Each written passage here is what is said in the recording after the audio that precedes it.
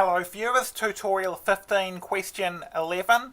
Find the maxima and minima, so the turning points of y equals x to the power of 5 minus 5x plus 4. So if we're looking for turning points, we need to differentiate. So if we differentiate x to the 5, that's 5x to the 4 minus 5 is the derivative of 5x, and 4 differentiates to 0. So we're making this 0 to find turning points. We need to solve this equation for x. So if we move the 5 to the other side, so 5x to the 4 equals 5, and therefore if we divide that through by 5, we get x to the 4 equals 1, and that has solutions of, well, if x is 1, then 1 to the power of 4. That does give us 1.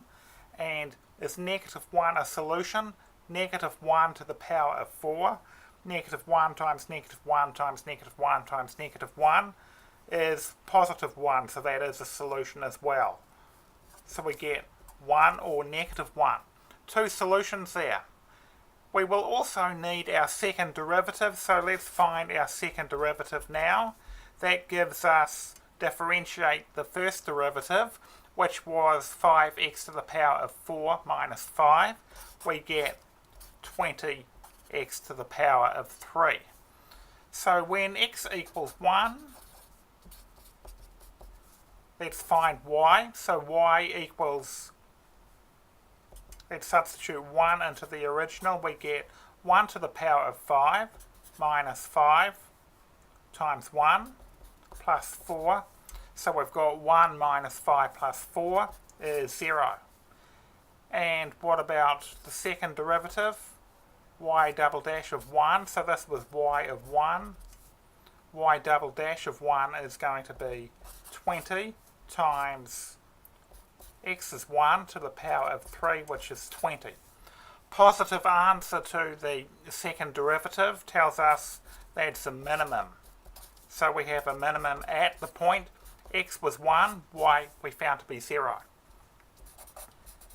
And when x equals negative 1, we've got to do the same thing as well. So find what y is. So we get y of negative 1 is negative 1 to the power of 5 minus 5 times negative 1 plus 4. So we've got negative 1 to the power of 5 is negative 1 plus 5 plus 4 gives us 8. And the second derivative, if we evaluate that at negative 1, we get 20 times negative 1 to the power of 3.